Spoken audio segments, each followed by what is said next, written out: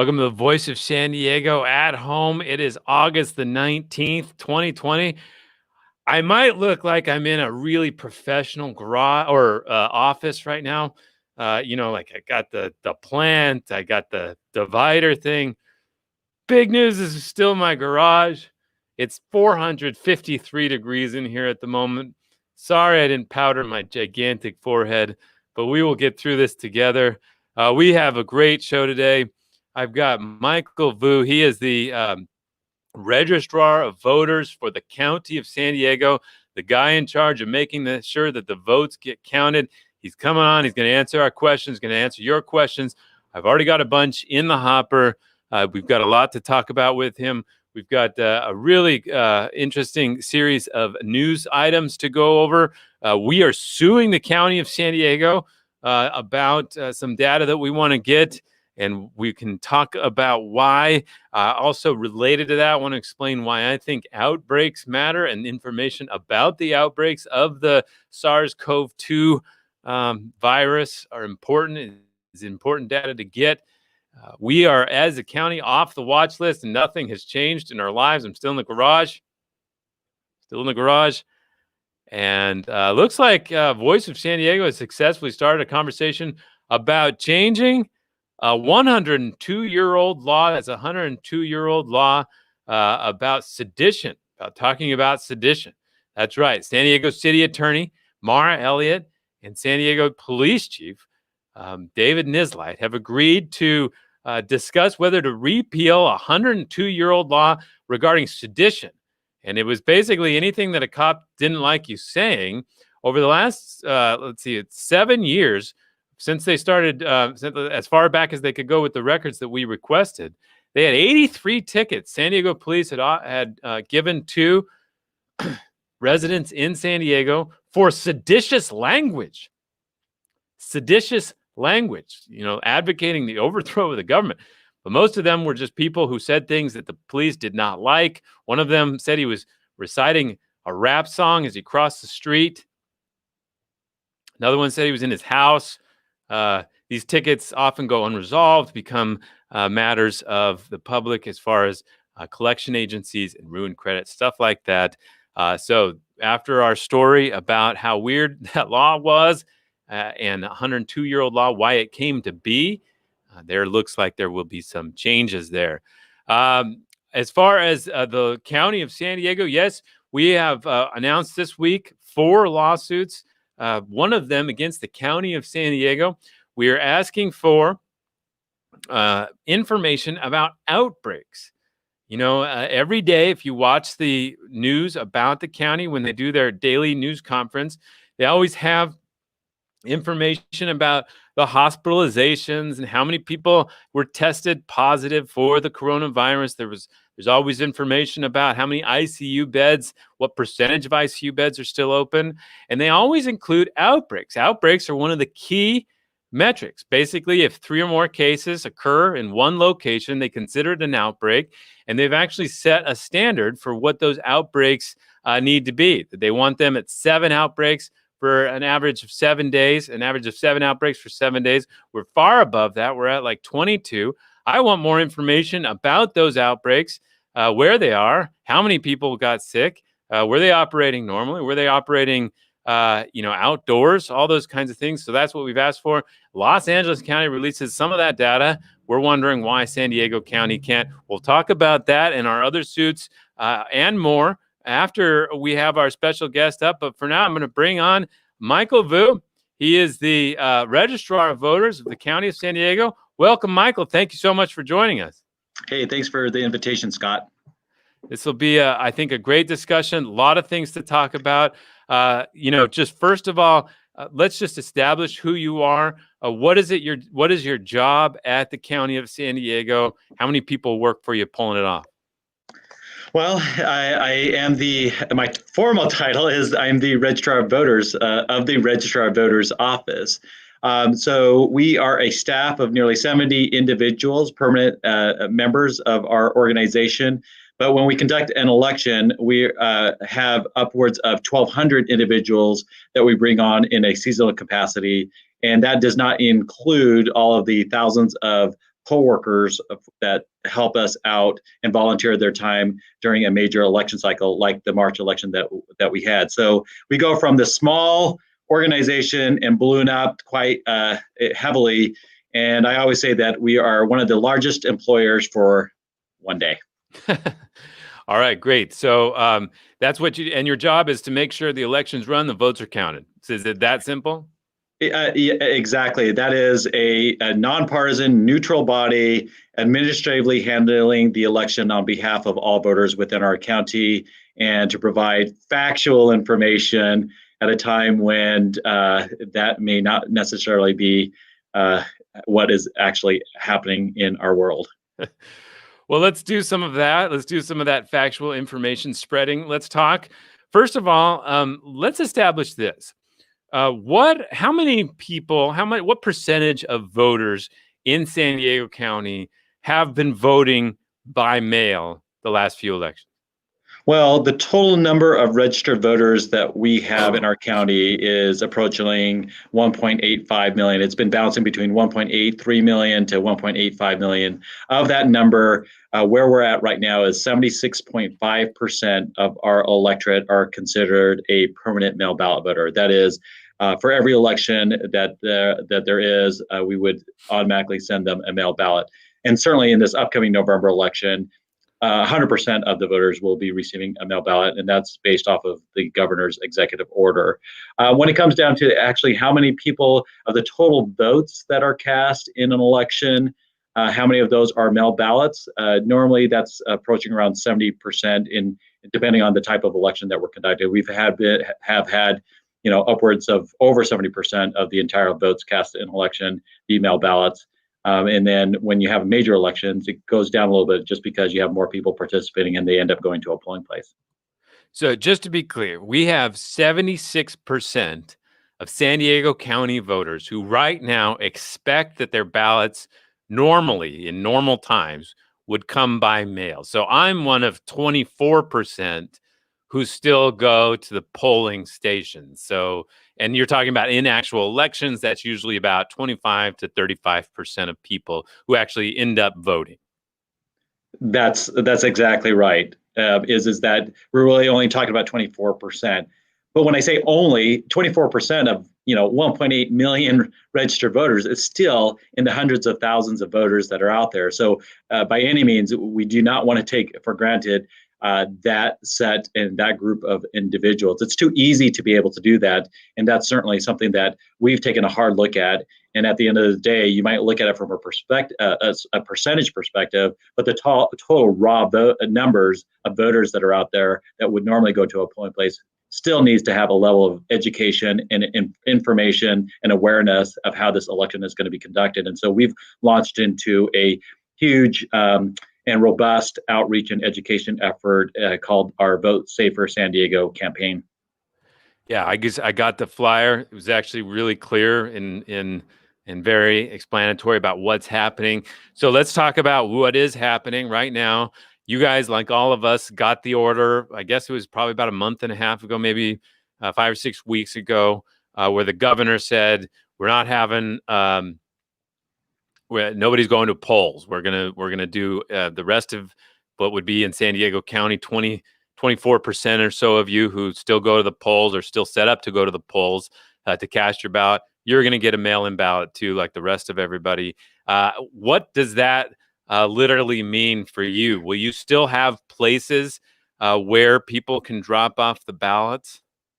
So there was 2 executive orders by the governor. The first executive order related to mail ballots and everyone receiving or being sent a mail ballot from our office. That came in early May, and then subsequent to that, in early June, he sent his second executive order, which is this question of how will there be polling places for voters to get to? And the answer to that question is ultimately yes. And so yes, there will be polling places in this upcoming election, and it's all of the different changes that we're making internally to our operations to kind of shift towards this. There are 2. One is everyone is going to receive, every active registered voter, and I should be clear here, is every active registered voter within our county is going to be receiving a mail ballot. And then the second major change is that there will be in-person or polling places out there. However, they're going to be consolidated much more heavily than we've ever seen it in a major election cycle like this presidential election that we're going to go into. Normally we have, and what we were planning for years now is that we would have upwards of about 1,600 precincts for the November 2020 election. And because of the pandemic, and all these changes are a result of the pandemic and trying to keep everyone safe and healthy, is that we will now have what we're calling super polls and consolidate the total number of precincts into 235 physical sites that are much larger in space. We're looking at no less than 2,000 square feet in space to allow for social distancing and to allow for individuals that need to get to a site to vote or who still want to vote at a polling place to be able to do so. And so our message for all voters that are out there is vote safe for San Diego, vote the mail ballot when you receive it, and get it back to any of our trusted sources that are out there, including our mail ballot drop-off locations, through the U.S. Postal Service, or at one of these super poll sites. But know that these super poll sites, even though we are having fewer number of these polling places, if you will, we have to be open for 4 days. So there's kind of a give and take here, as opposed to the traditional neighborhood polling place where we had 1,600 of them. Now that operates for 1 day. Now, going into the November election, we will have 235 locations, much larger in space, with a lot more equipment, a lot more poll workers there to serve voters, and they will be open for 4 days. So from October 31st through November 3rd at 8 p.m. is when these locations will be open. Got it. One of the big changes, though, we're talking about is looks like we got a little echo on your end. One of the big changes was that everybody was going to get these ballots in the mail. Right now, you have to actually request to be a mail ballot voter. My wife is one. I'm not. I would easily be able to make that change by sending that card back to you saying, fine, I'm in. Stop bothering me. I'll do it. But now they're just going to get them. I think that is at the heart of a lot of the sort of theories and thinking that's going on out there. And I think if I were to boil down what a lot of people maybe trying to cast doubt on the election, or maybe just genuinely confused and worried about the election are saying, is that process of sending those ballots out to people like me who haven't proactively asked to be mail-in voters will create some kind of surplus of ballots circulating out there that could be misused. What would you say to that? Well, again, this is not our first time that we've been sending out many mail ballots out there in our county. I think California, I think San Diego County has had a history of voting by mail, where the majority of voters are receiving a mail ballot to begin with. Again, we're adding the remaining 24% of voters that traditionally go to a polling place, or his only option is to go to a polling place, is going to be receiving a ballot. So what I would say is that there are safeguards in place, Scott, that in years of experience here, over decades of experience of learning lessons, of laws that are in place, of systems that are in place to safeguard the mail balloting process. What are those? It starts with making sure that we have updated voter registration files. One of the reasons why we send out the mailer is to get updated information from voters if they have a different residence address or mailing address. That was part of the mailer, is for individuals to learn, act, and verify their information. And then the second portion of that mailer is to get updated information through the U.S. Postal Service, through the national change of address, so we could update our voter file before we send everyone a mail ballot. And so we have the most up-to-date list possible, knowing that this is a dynamic list that's ever changing. People are always registering, people are always moving, and they're updating this information effectively 24/7. Second to that, after the update of the registration files, which also includes, I should say, all the various queries of determining whether or not we've got duplicate voters on the voter file. Again, people don't realize that people are registering multiple times under different names. For example, when I say names, I'm saying variations of the name, Mike versus Michael.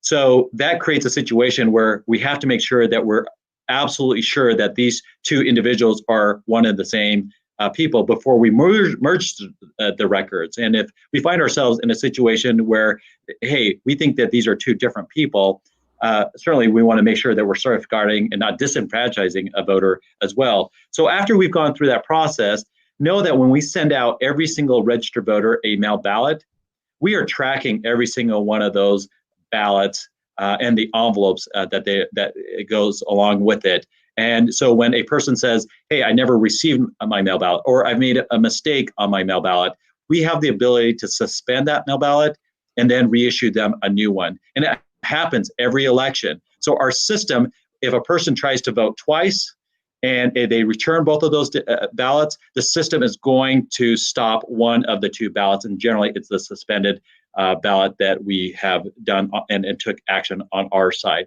And then let me just say, voters out there can track their mail ballot. We've added a new service called Where's My Ballot on our website, sdvote.com. It's kind of a subscription. It's free of charge, similar to the UPS or FedEx, where you can track your ballot to and from the U.S. Postal Service as it's getting to you, as well as after you voted it and getting it back to our office, that you can now see and get push notifications of it getting back to our office. And then once it gets back to our office, we verify every single one of these ballots of the signature that is on that envelope against the signature on file. We don't do a sampling audit. We do every single one of these mail ballots.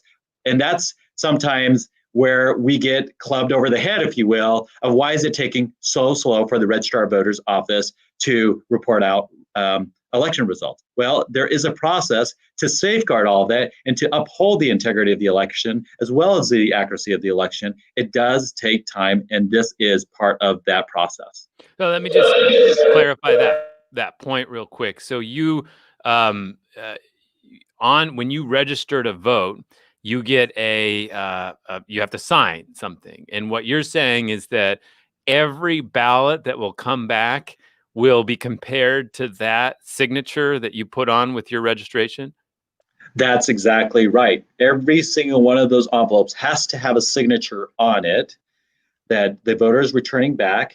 And then once we receive that information, we're comparing that signature on that envelope of the voter against the signature that we have on file, which is generally the registration signature when they registered to vote. Every single one of those, and it's escalated as well. It's not as if it's just one person looking at it, it's multiple people looking at it throughout the entire process.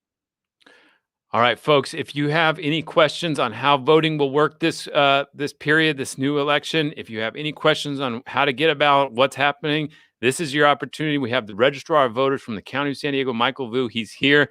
This discussion sponsored by the City of San Diego Retired Employees Association. Thank you all. I speak there every couple of months, give them an update on the things that are going on. And the thing that's going on right now, well, there's among many, is this question about voting and frankly, the President of the United States his skepticism about its integrity as vote by mail. Let me ask you a specific question that seems to come up. There's a big distinction being made between the terms absentee and mail-in. We've been using, I think, mail-in for a while now, but is there a qualitative actual distinction between absentee voting and mail-in voting? Answer is no. The term absentee is a legacy term in our state. It used to be embedded in the California election law where it said absentee, but because absentee is really not the proper term when there is a liberalization of the ability to request a ballot through the mail, they changed that term from absentee to mail balloting because it's now ubiquitous. You don't have to have a reason. You don't have to be absent from the polls to vote by mail. So they changed that term many years ago to something that's more accurate in terms of how a person can receive a ballot through the mail. Now, having said that, I could see how there is questions around that, because in other states, absentee voting, you still have to be absent from the polls to be able to vote and receive a mail ballot, or you have to have a reason, one of, let's say, 12 or 14 reasons that they may have in their respective state law of voting a mail ballot. Here in our case, there is no reason. So some people liken it as no excuse absentee voting or no excuse mail ballot voting, but they're all one and the same when it comes to down to California and our way of voting here in the county as well as in the state. So let me address something that people have brought up in the comments already. Again, put your comment in based on your point earlier about how the signature factors into the verification process. A lot of people have brought up this particular question or a version of it. If my ballot is not counted due to concerns about the signature, can I review that signature? Or how will you know? I think somebody else put here, how do you know what your signature on file actually looks like? Maybe you were 17, didn't know cursive or something. Is there is there a way to verify that? And I'm glad that there's platforms like this, Scott, to be able to kind of wade through the fact from fictions or some of the myths that may be out there. But certainly we get this question asked a lot of our office as to what if I registered 40 years ago and my signature doesn't look anything like my current signature. We know that voter signatures are going to change over time. And so we're not just looking at their most registration signature. We're looking at any documents that we may have of maybe even prior registrations to kind of compare them all the way across. And because the elections code is clear, is that there is a liberal construction of the law when it comes down to that is in favor of the voter, that we're looking at not just that they have to be an exact match, but there are variations of curvatures that we're looking at. Any uniqueness in terms of how they sign their signature. And then ultimately, if we get to kind of this point and we've elevated it across multiple people, experienced people throughout our organization, and as I mentioned before, it's not just one person that looks at the signature, but multiple people that it gets escalated through before we deem a ballot not to be to count or miscompare. We are now legally obligated to notify that voter in advance of us certifying the election for them to be able to cure that situation by signing an affidavit and getting that to our office. So again, there are safety nets for the voter if we get to this situation where we've deemed a signature as being a miscompare. Great. Very interesting info there. Let me ask you about, you mentioned earlier San Diego County has a long history with mail-in balloting. We were the first, I think, city that in the 80s, Pete Wilson wanted to expand the convention center, and he decided to do that vote of the people via mail. It's the first all-mail or all mail-in balloting that had been done. Officials from Oregon, as documented in Andy Keats's recent story about mail-in voting and in particular how Republicans have dominated it in San Diego for a long time. And he documented how Oregon officials came to watch us do our mail-in system for that convention center back then so that they could go. And now Oregon, of course, for the last few decades has been an all mail-in ballot state. So I think, a lot of us were kind of shocked in this corner of the country to see this become a kind of partisan issue, because for a long time, Republicans were really strong on it. The county, I remember, I don't know time anymore with the with the COVID, but I remember several years ago, the county actually wanted and petitioned the governor to allow it to experiment with all mail-in balloting. Had you noticed any shift away or skepticism growing about it until this year, or were we still on the track of, the evolution appeared to be clearly headed towards that kind of future for us? Well, there's a couple of things. I think has always been a segment of even San Diegans, not a big one, at least from just the sheer number of people that are preferring to vote by mail, that 76.5% number that I give you overall, which is kind of factual in nature, is that voters are just preferring to vote by mail. But there have been individuals that that I converse with on a regular occasion that has a skepticism over mail balloting, and there will always be that respective case, but not in any big numbers as certainly now that we're talking about it from a national level. So I think there is this kind of this frenzy on a national level, and part of that reason why I believe that's occurring is because we're talking about other states here, other states that don't have the wealth of experience or the laws in place that could manage an election in high numbers of mail ballot voters. Here in San Diego County, as I said before, there's been an investment of time, investment of infrastructure, investment of processes, investments in laws to get to the point that we are. And now with the pandemic, some of these states and jurisdictions outside of the state of California, more eastern as well as maybe southern states that don't have this ubiquity in terms of voting by mail, are now kind of faced with how are we going to get through the election. We don't have all the automation equipment, sorters, extractors, and processes in place, frankly, people in place to handle that internally. And so I could see how there are concerns on elections officials level, because I'm hearing it in my realm, my niche industry of other elections officials in other parts of the states that have a concern about their ability to handle the capacity. But when it comes down to the security of it, that's an entirely different realm. And I think that's the unfortunate side of this overall conversation, because what's happening, bleeding on a national, the frenzy that's happening on a national level is bleeding down to the local level. And now it's kind of embedding this level of fear, uncertainty, and doubt, FUD, if you will, out there about mail balloting, when we've had this tradition of voting by mail, and it's been a secure way of handling it. And we have not seen widespread voter fraud over this and by any means.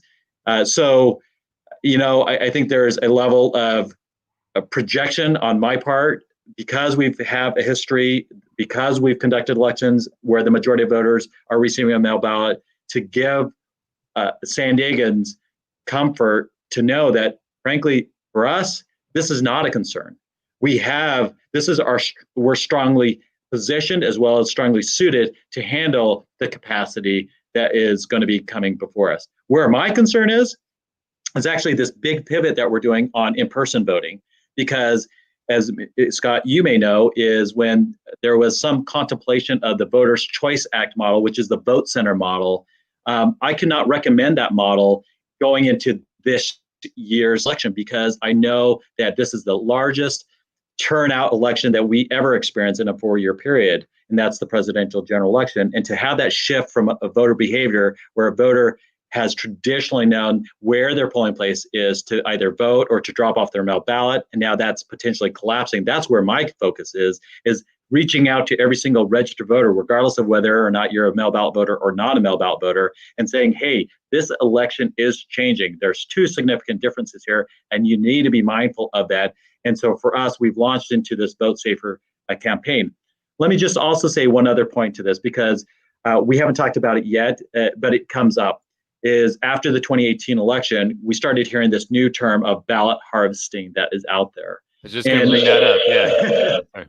Again, part of our Vote Safer San Diego campaign is recognizing that there are concerns over potentially third parties collecting ballots that are out there. Now, there's nothing wrong about a person collecting ballots. In fact, the word ballot harvesting kind of has a pejorative term that somehow there's something ill intent around collecting of ballots. No, there's nothing wrong about collecting ballots so long as it's returned and the voter's will is left intact, that ballot's getting back to us, that it hasn't been compromised, and that it's getting back to us in a timely fashion for us to count it. But having said that, again, what are we saying? What are the good practices for voters that may not have a history of voting by mail? Well, they are. to clearly mark that ballot. Make sure that it's clear, your intent on every single one of those marks on that ballot is clear. 2 is to sign it, to seal it, and then return it to a trusted source. For us, again, what are those trusted sources? Well, that's the United States Postal Service. If you got that mail ballot, that also means that you're going to get that ballot's going to get returned back to us, which again is already postage paid by our office. And then second to that is if you don't want to use the U.S. Postal Service, it's maybe too late to use the U.S. Postal Service, we'll have 124 plus mail ballot drop-off locations, which is double the amount of mail ballot drop-off locations than we had in the March election, that will be running 4 times as long than we've had in the past. Normally, our mail ballot drop-off location is for 7 days, and now we're going to have it open for a 29-day period. Okay, let's just clarify exactly what we're talking about. This question keeps coming up. I think the commenter may have just missed this, but previously we've had 1,600 precinct locations in the county of San Diego. This year, because of the COVID, we're going to move that to 235 locations, but they'll have more staff and they'll be operating more. And what you're saying is that there are actually several other just plain places where you can drop off your mail ballot. Is that true? That's exactly right, Scott, is that part of the requirements of going to this consolidated model is that we have to have a certain number of mail ballot drop-off locations. The threshold, according to the statutes, is 1 for every 15,000, which is separate and apart from these super poll sites that we will have 4 days, that will be operating for 4 days. These mail ballot drop-off locations, by the way, are going to be staffed. We will have staffed, Registrar of Voters staff at every single one of these mail ballot drop-off locations to receive a ballot. Part of the reasons why we're doing that is for safety reasons. And the other part of that is so that we can confirm the individual can have this confidence that they're handing their ballot, to a Registrar of Voters staff member. And 2, for our staff member to confirm that there is a signature on the back of that envelope. You'd be surprised on how many situations where ballots come back to us without the signature, and then therefore we have to ask them to cure it, and by giving us their signature on that envelope before we can count it. Do you send it back to them at that point and ask for them to sign it and send it back, or do they have to like come in or like mail it or something? No, there's actually we do not send them back their mail ballot, but what we do is have them download, or we send them the affidavit of them signing it and then sending it back to us, whether that's by email, whether that's by faxing it to us, whether that's snail mail, or they can drop it off at any one of our respective super poll sites or mail ballot drop-off locations. All right, let's go through just those ways. I want to ask you about harvesting. I want to ask you about the vote center model. We've got a bunch of things that you and I are particularly interested in, but let's get some of the important specific information for some of these residents again solidified. You said that you launched a program where you can actually track your ballot similar to the way you would a package that you're tracking. My son's right now desperately waiting for a Lego set. My wife's been updating him about where in the country it is. And so, okay, let's talk about where you can actually track your ballot. What's that address? And we'll put it up. Okay, so it's called Where's My Ballot? And if you go to our website, sdvote.com, there is an icon on there that says, Where's My Ballot? Once you click on that icon, it'll allow you to put in your information, including your email or your cell phone number. And then once you've done so, then you will get, once we send out the mail ballots through the Postal Service, you'll start getting push notifications. We've always had a system where a person could go to our website, look up their profile, find out when we've mailed their ballot, and then when we've received their voted mail ballot. Now, with this push notification system, they'll get kind of an up-to-date tracking of their ballot all the way to and from the U.S. Postal Service and then back to our office. So if you will, there's a level of transparency that we are offering this election that you wouldn't have otherwise had. We've always provided point A and point Z. Now you get to see B and Y as well, through and everything in between. Yeah, this is great. Yeah, I'm a little worried. I got the garage open just a little bit so the air comes in, but my puppy can squeeze through that. So got to keep an eye out for that. Let's say there is a question there. I did see this as well. There was a viral Facebook post out there that if you send in your ballot, your party affiliation or other information you might not want will be visible. Not true, right? You just it's got the barcode, a few other things. That's correct. I've heard about this, and in fact, other outlets have asked me about this exact same question. Apparently, this a viral video is in another state. Number one, and part of this is it a party-driven election? What I mean by that is it a where the parties gets to dictate who gets to vote on their slate of candidates and who does not. And so generally that happens in a primary election. We actually had this when we had the March 3rd presidential primary election, where your party status mattered because the parties gets to dictate what slate of presidential candidates that you're going to be able to vote on. So, for example, the Democrats opened up their slate of presidential candidates to nonpartisan voters, but closed it off to all other respective political parties out there. Republicans, the Republican Party closed it off to everyone other than if you were registered with the Republican Party. So yes, in that respective case, if it was that type of an election where you're trying to get to the nominee of their respective party, that's when it could show up. But here we're going to the November election, where everyone is going to vote on all the respective candidates, and the only partisan office that is on our ballots any longer is the presidential race. And so by the time you get to the November election, everyone's going to see those respective candidates. And so your party affiliation is not going to show up on any documents of their ballot, particularly their ballot, or the envelope that they return it in. So that's not going to be out there. I should say, though, one other thing is, remember, voter registration data is, if you will, public information. A person that requests that information from our office, so long as it's for 5 reasons, we are mandated legally to provide that to the requester. And part of that information is a person's party status in there. But I think there's this notion of, hey, if a person knows, particularly a U.S. Postal Service person, knowing my party affiliation, they can throw out my mail ballot. The answer is simply no. I mean, the U.S. Postal Service postal workers are public servants, similar to the Registrar of Voters office are public servants, and we are legally mandated to ensure that we are handling, whether it's a mail ballot or a piece of mail, with a level of responsibility under the laws, and that is to get it to the right person in a timely fashion. So again, this is another state, nothing that San Diegans and Californians should be worried about.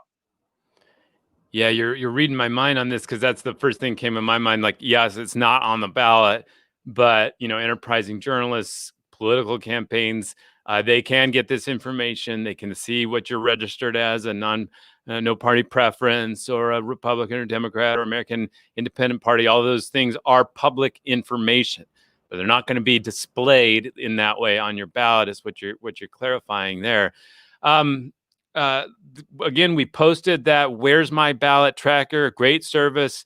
You could, if you're worried that somebody's going to grab your ballot, not turn it in, you can see if it went in or not. And at some point, I suppose they could lodge a worry or a complaint with you to suspend the other ballot and get a new one shipped to them, correct? Just like a check that you're worried doesn't get cashed or something.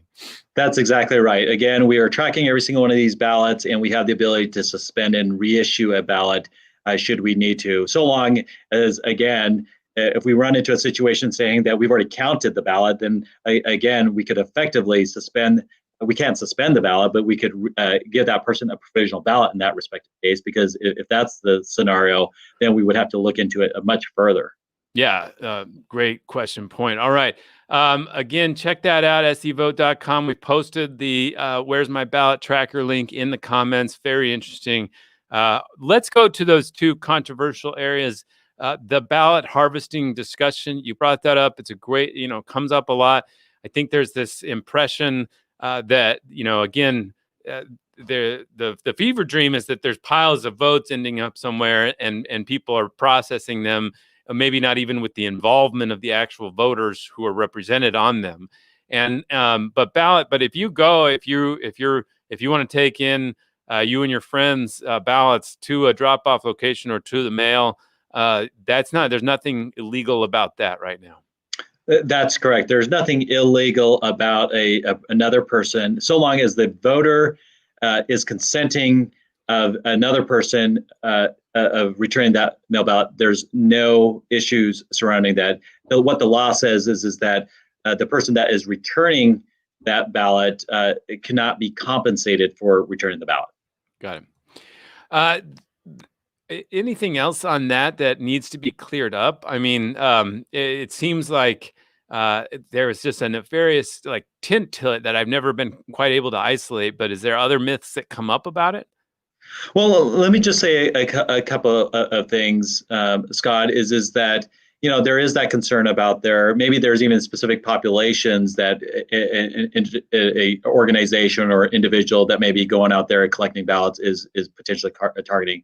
Let me just be very clear about this. If we even get a sniff of any foul play going on with a person collecting ballots and not returning those ballots back to our office, or them being compromised, know that we have the district attorney's office that we can turn to.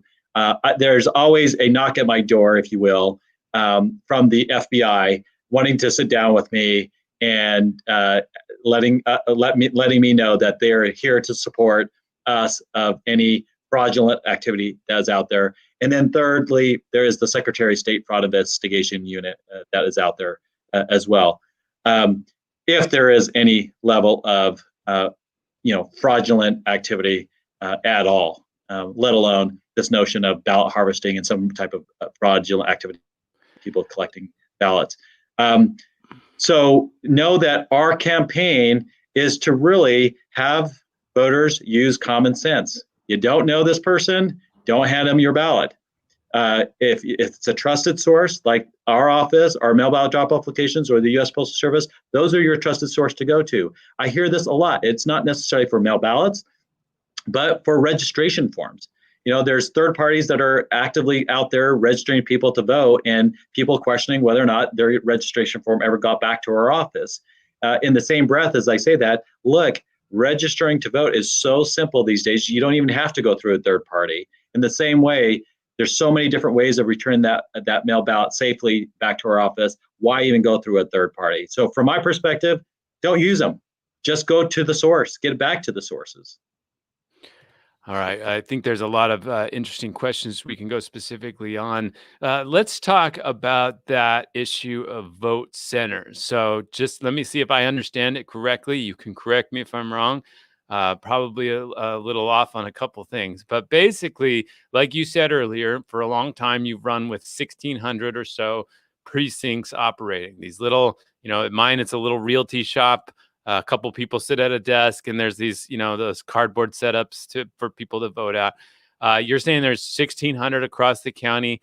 For this election, you're going to change that to 235 sort of larger places and eliminate that. I think one of the worry people were saying, well, if you can vote, you should be able to vote without getting sick. Well, it's not just the voters. You're talking about hundreds of precinct workers, people who are at the polling stations, who are going to be exposed to both each other and thousands of voters all day long. That's part of the worry you were dealing with, right? That's exactly right. Is that part of all of these changes that are happening is as a result of the pandemic, is to keep everyone safe, to vote your mail ballot, and only use the polling sites, the super poll sites, as an alternative of voting that mail ballot, again, for the reasons that I've already mentioned.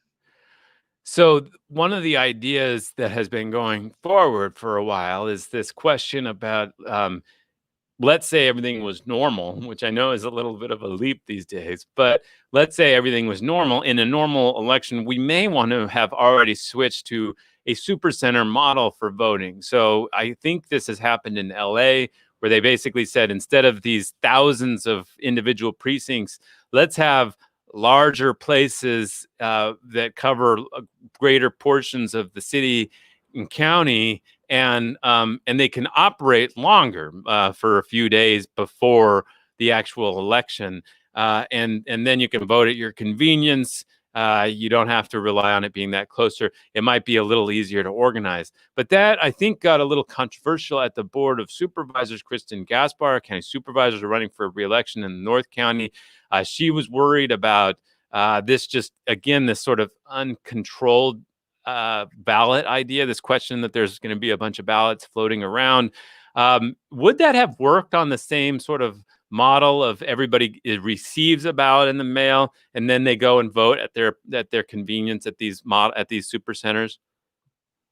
Well, let me maybe back up in terms of that conversation that we had for the March election. What we were trying to introduce for the March election was not the vote center model.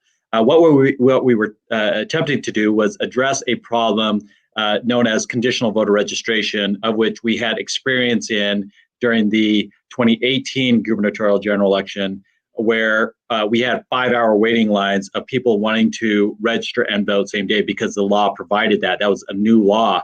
And now they expanded that after 2018's election to every single polling location out there. So there was a huge concern during the March election between your party status member being absolutely necessary in terms of what ballot you were able to select, and this ability to same day register and vote at any polling place out there. And the concern associated with that is that would create these massive long lines that we experienced during the gubernatorial general election in 2018.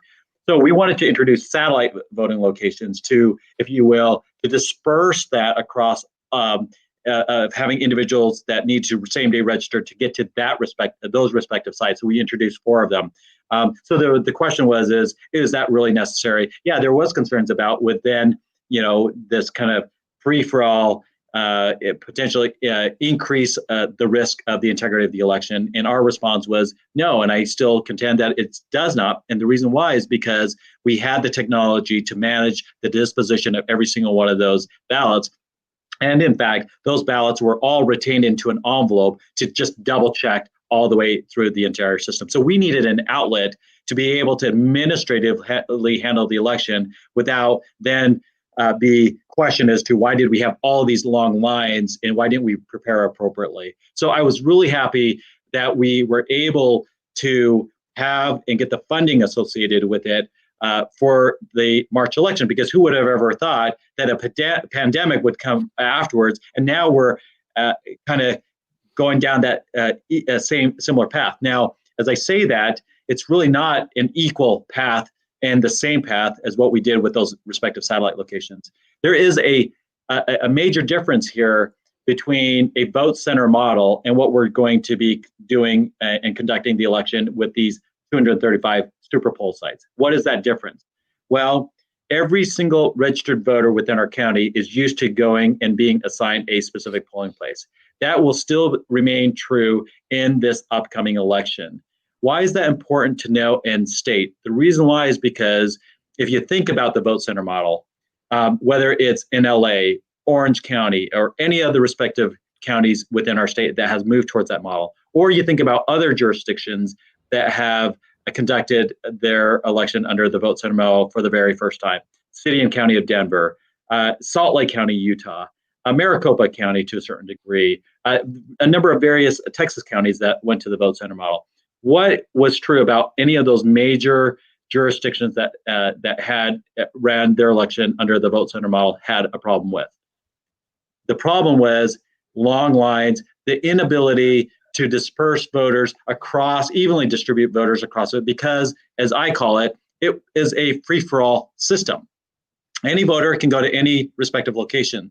Well, if that's the case, how is an election administrator like myself ever going to be able to anticipate who's going to go where? Because what you're tackling is voter behavior. And so if anyone's going to go to any one location, you could have one situation at one location where it's having 4 or 5 hour waiting lines, and another location having 0 lines. And so for us, assigning voters for a presidential election is an absolute must, because we don't know how many people are going to vote at a polling place. Got it. And 2, we know that it's going to be the highest turnout election in a 4-year period. As I looked at the data in the last 4 presidential general elections, we have had no less than a 79.5% turnout in our county. I expect it will be more than that in this upcoming election, because in 2016's election, we had an 81.5% turnout. So again, this whole issue of vote center versus where we're going, there is a stark difference between the two. Will it operate similarly when they get there, these assigned voters? Yes. That is, we have the ability to offer things like an electronic poll book. The fact that if a person, and we haven't talked about this yet, is that if a person shows up, because we're sending everyone a mail ballot, and the fact that we're introducing now technology where we have access to all registered voters at these respective sites, we know the disposition of every mail ballot of a specific voter. And so if a person, normally, if they go to a traditional polling place, if they were issued a mail ballot, they had to surrender that mail ballot. And if they could not, they had to vote a provisional ballot. That is a ballot that would then get segregated into an envelope and come back to our office to be validated. In this upcoming November election, because we have what are known as electronic poll books, that is effectively an iPad with all the list of registered voters on it, also with the status of their mail ballot, we now have the ability again to suspend their mail ballot if it hasn't been accepted by our office already, and issue them a regular ballot. So what you should see, or what we all should anticipate, is the total number of provisional ballots that is generally cast in an election like we're going to go into be tremendously reduced. Got it. A lot of questions. You got a few minutes still to go over them? Have it. I'd rather get all this information because we've been holding on to this to really, frankly, wrap our arms around it. And now we're into a full-fledged mode of trying to get as much information out there to really inform the public. So take as long as you need, Scott. All right, perfect. Thank you. So, okay, one of the questions came in from Steve R. He said, you can drop off the ballot in any designated polling station, like we talked about now, and we're going to post the information about where those drop-off locations are and those voting centers, if you will, those places you can turn those in. We're going to put those in. One of the things that he also asked was just this question of timing. If you drop it off or it's mailed, what like how late can it be? And my understanding is that if it is postmarked election day, it's good and it will be counted. And with everything that's going on, didn't you also get a mandate that you have to wait up to 17 days or so to sort of cut it off at that point? So if for some reason the mail really did get gummed up, that would be what would occur. You'd wait for it. That's correct, Scott. So let me just say a couple of things in this area. The national discussion about the viability of the U.S. Postal Service, about their timeliness, maybe having on a national scale, but the conversations that's happening locally with our local representatives of the U.S. Postal Service, that we have a very tight relationship with, a very close communication whenever there's an issue, as we're monitoring things like sample ballots being mailed or even their ballots being mailed out or being returned, is we're not hearing that level of concern. For us, it's business as usual.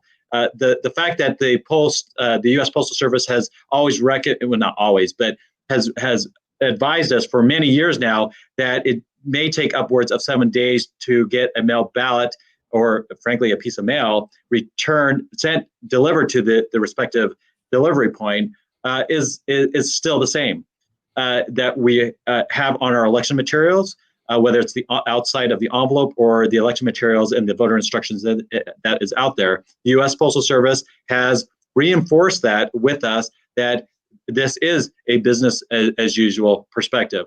But in the off chance that there is concern over the timely delivery of a vote-in mail ballot back to our office, the legislature did step into this. The governor signed off on it as well, which is the ability to have a ballot as timely cast if it's postmarked on election day and received within 17 days after election day, what we call effectively postmark plus 17.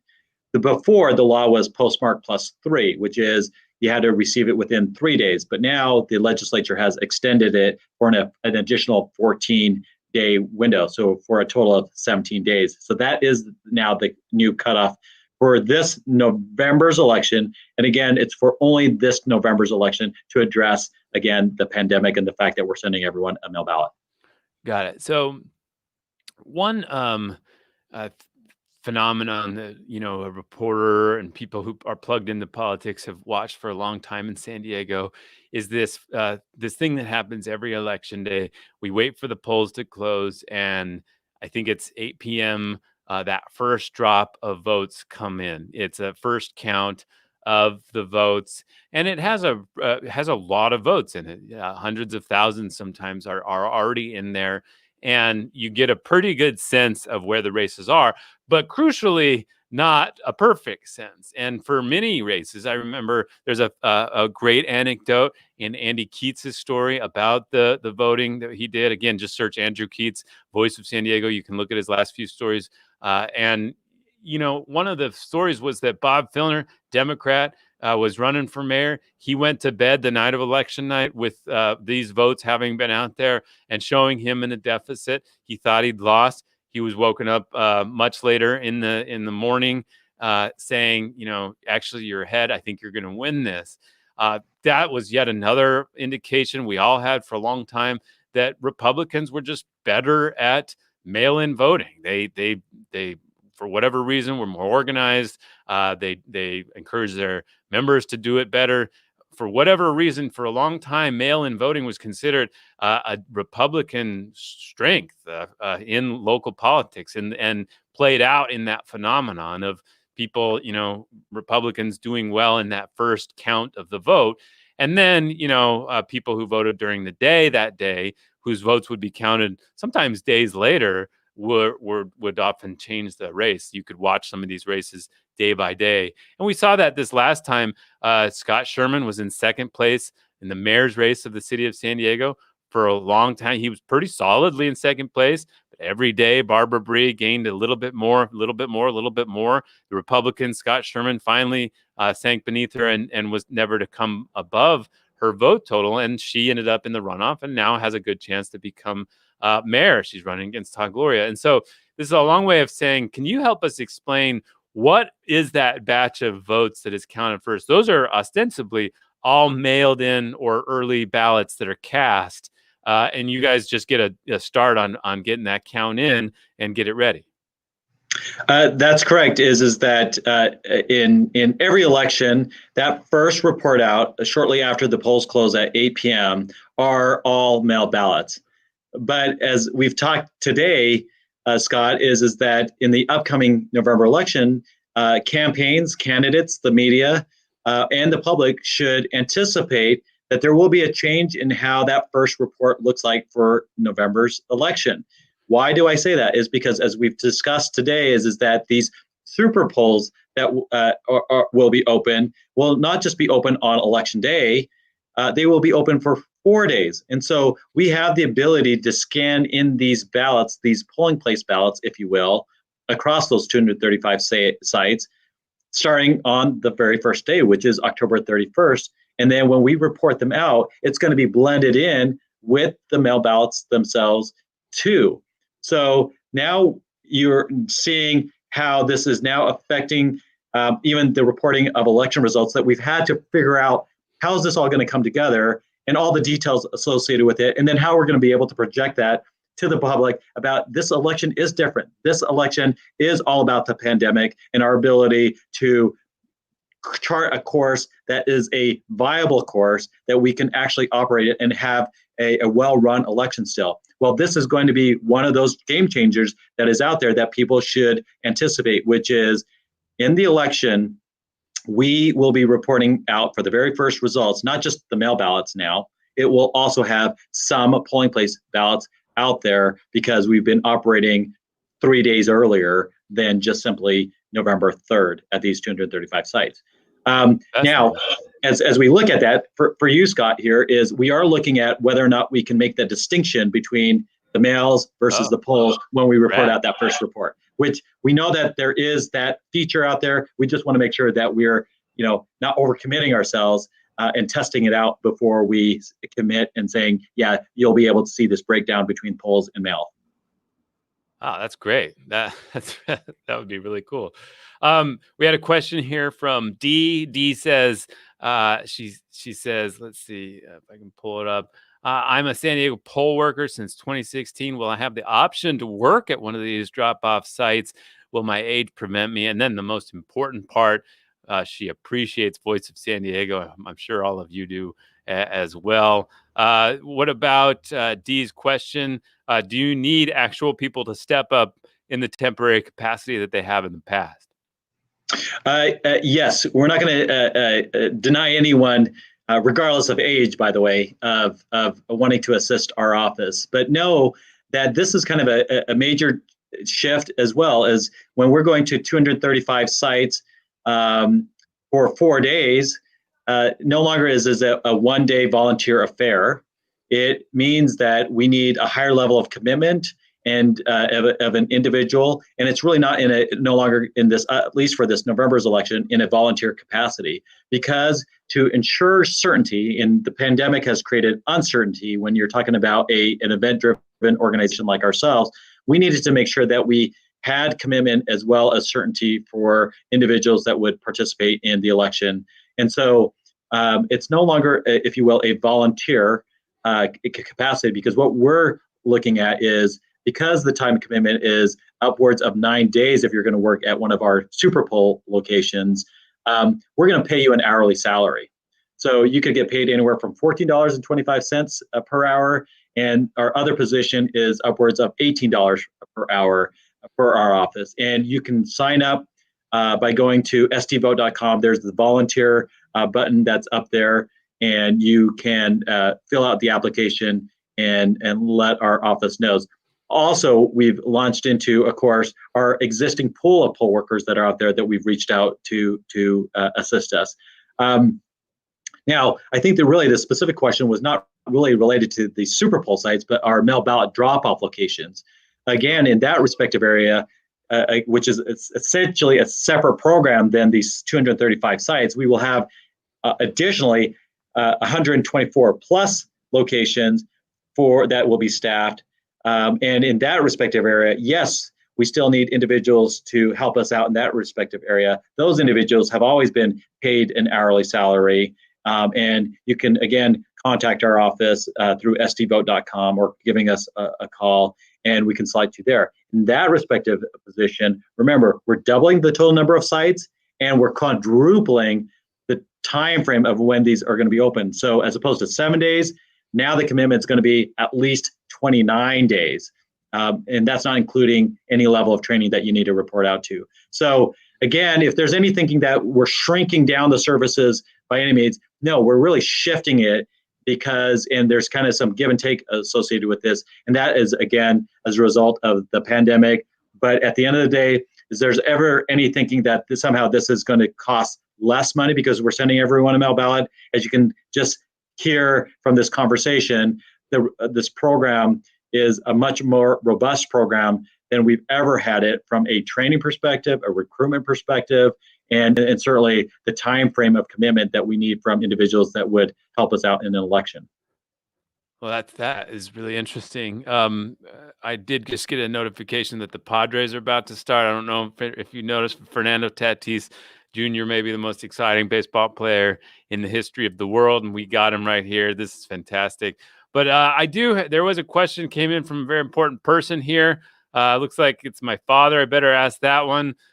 Will this process be the new norm? I'll twist it a little bit and ask, are we talking about permanent impacts from this? Do you think there will ever be normal precincts like what we had? I didn't opt into the mail-in system. I'm gonna get a mail-in ballot this time. I always just had this sentimental attachment to going down. Is that over, do you think?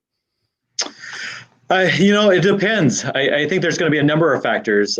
From my perspective, let me just say that the model that is being laid out right now, for me, is maybe even a better model than the Voters' Choice Act model, which is that vote center model, because, again, you have the ability to distribute voters out to an even pace across all the different super poll sites that are out there.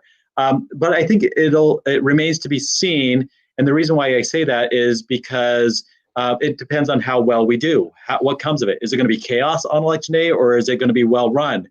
I would hope that, as we monitor this election, it will be a well-run election.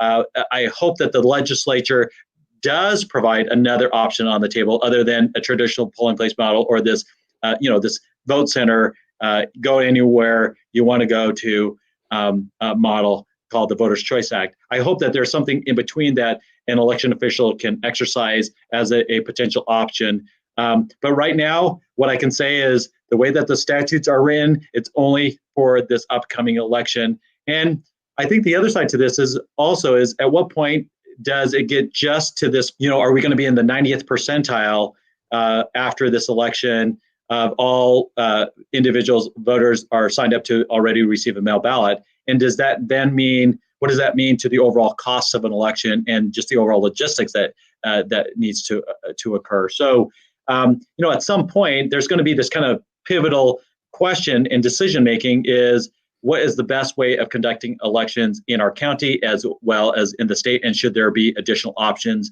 And I hope that the legislature will consider that as we are looking and being data driven about how voters are behaving and what our voters' preferences are. Again, I don't necessarily believe that we'll ever get to a all truly vote by mail scenario where there won't be a in-person experience that we're out there. So Scott, I think you will always have the ability to get to your polling place or a polling place to vote at. I just think that at some point, does this become a sustainable model that we've had in the past, and should we be looking at something that is kind of in alignment, that's modern for our voters? Yeah. I think if you were, redesign, if like we just suddenly turned into a democracy right now and decided to start voting, after years of some sort of like Franco thing or something, we set up a voting system that was, you have 12 hours on one particular day to get physically somewhere to do this act in physical, I don't think that's what we would design and lay out. That's what we did because of how the world worked and, how the situations were. But I don't think any of us would design that as the model going forward. People opted in, as you said, 76% of San Diego voters opted into the vote by mail system because they like to sit there with it. I remember my wife just wanted to sit with it for a while and think about it and read and talk. She doesn't necessarily want my input always. I'm very informed, though. It's a very good asset to have in your house. But she wanted, and I think that that's a luxury in itself. And so, you have a fan here, Jeff Patno, I think a mutual acquaintance, both know, a former colleague of yours. He says you're the Fernando Tatis of elections. Pretty good, I guess. Well, I think the world of Jeff Patno, and of course, I know that he's now at the city of Carlsbad, so that's the county's loss. Jeff's always been amazing. We're dear friends, and I love him to death. So it's nice that he's chiming in. But by any means, do I put myself to the level of Mr. Tatis? No. Well, and one last point, you shouted out, I think emphasized Salt Lake City. We both have a connection to the university and to Utah. What was yours? You want to tell folks? Yeah, that's right. Utah man. Go ahead. No, go ahead. You were there as well. No, for me is, when it comes down to election is ultimately we are trying to do something, again, that I would have never recommended. And in fact, for an election official, I've always stated the last thing that an election official wants to do in their career is to change out their voting system, let alone the voting model. And this is kind of one of those pivotal stages of my career. And I've been in this career for 24 years. And now we're cutting over to this model. And normally it takes 4 to 6, maybe 8 to 10 years to cut over to this, because we know that you cannot shift this thing on a dime. You can't turn the Titanic on a dime. And it takes a lot of time because you want voters along for that ride to give that time for voters to adjust. Here, we're doing that in less than a 4 to 6 month period, and so it's so important for voters to be really engaged at this point in time. I think voters are engaged in this regard, but we really don't want voters to be surprised at the end of the day. That's the reason why we've launched in such efforts, the largest campaign that we've done, this voter education and outreach campaign than we've ever done, is because of this shift and making sure that, we are the 5th largest election jurisdiction in the country. We are by any means small, as well run as we've conducted elections. We want to continue that streak in our county and serve our voters the best that we can. And so, again, Scott, I appreciate the opportunity to really convey everything that's changing in this upcoming election. What is fact from fiction, and really get the story out there that is based off of us, which is as a trusted source, and always turn towards the trusted sources that is out there, and not necessarily rely on everything that you're seeing on social media, and get back to kind of this neutral position that we are in. Well, Michael Vu, Registrar of Voters at the County of San Diego, thank you so much for taking the time to come talk. Hey, thanks so much, Scott. And if there's any questions out there, go to our website or certainly give us a call. Yeah, we'll post that again, sdvote.com. You can also check out all the old election results and stuff. Excuse me. Thanks again, Michael. Hey, thanks so much, Scott. Well, that was Michael Vu, Registrar of Voters at the County of San Diego. Great discussion. A lot of good information there. Appreciate him taking the time. I didn't know about that tracker feature. I knew you could look up, your voting history and registration, but I did not know that's a cool tracking feature. If you look up in the comments, we posted a link to that. You can send in your ballot and then get a little notification if it gets received. I think a lot of people would appreciate that this year. It's institutions like Michael Vu's, the Registrar of Voters, newspapers, these kinds of things that we've relied on for a long time, that we need to make sure we do what we can to increase trust in them, and that they also do what they can to be transparent and accountable, and enroll people in the stories that they're dealing with, the drama they're dealing with, the problems they're dealing with. And Michael Vu's always been very accessible to the media, to the public, to answer questions like this. So we're going into a storm, I think, with some good captains on our own election. I've got reporters looking into the post office just to make sure locally things are going normally. Obviously, the story of the post office is that it peaked in the number of mail things that it delivered in 2001 or so, and ever since then has been going down. That creates cost problems, that creates long-term questions and rearrangement needs. I think whether that is being abused or accelerated or something is something we all need to watch and make sure to follow closely. A couple of other points I mentioned: schools. Today, 7 schools and school districts were given the green light to open by the County of San Diego. That's kindergarten through 6th grade.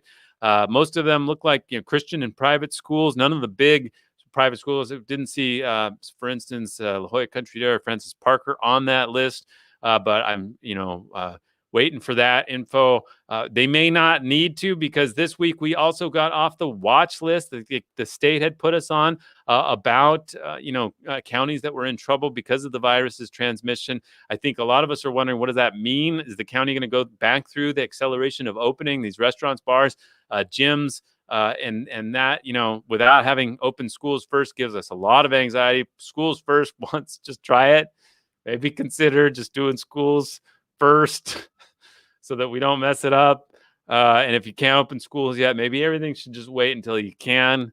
That's mine. And at the heart of that question is the question of outbreaks. So one of the things that San Diego Unified School District, I'm not sure I totally agree, but they put on there that they want to see 7 or fewer outbreaks on average for every 7 days before they open. That means that if we're at 21, 24 outbreaks, that kind of thing, that's a big deal. So what are these outbreaks? Every day they come out with information saying that there was a restaurant bar, there was a business setting, there were 6 new outbreaks, there were 3 new outbreaks, but nothing about where, nothing about how many people were infected, nothing about whether they were operating indoors, outdoors, nothing about whether they're complying with the rules, nothing along those lines, nothing that gives us data that we can download, organize, map, visualize, and see if they are making good decisions.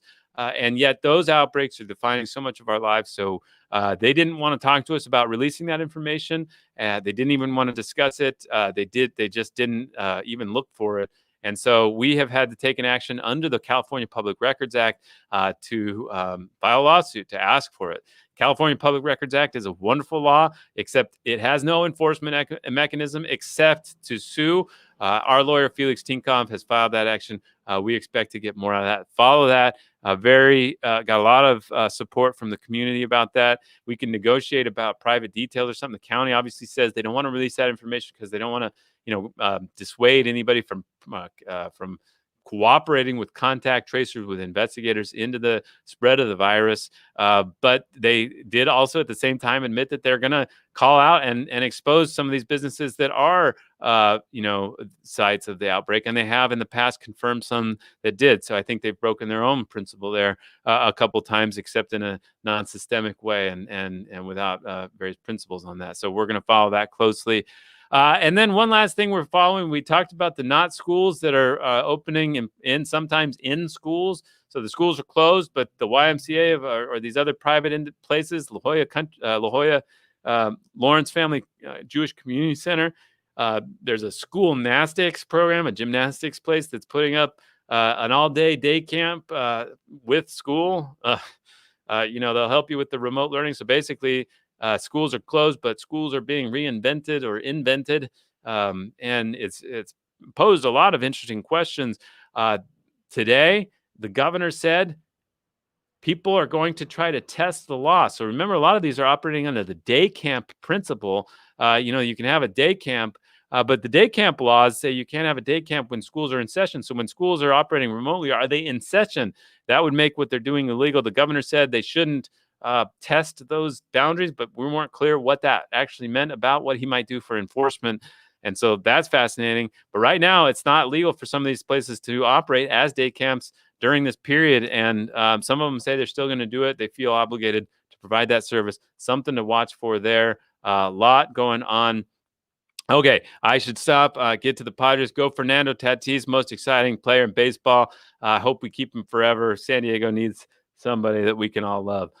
Thanks for joining us. Go to voiceofsandiego.org to follow these stories and more. Voiceofsandiego.org got a great list of stories up there, including Andrew Keats about voting by mail. And again, thanks to San Diego Registrar of Voters and the San Diego Employee Retirement or the San Diego Retired Employees Association for their support of this show. And we will talk to you here on Friday.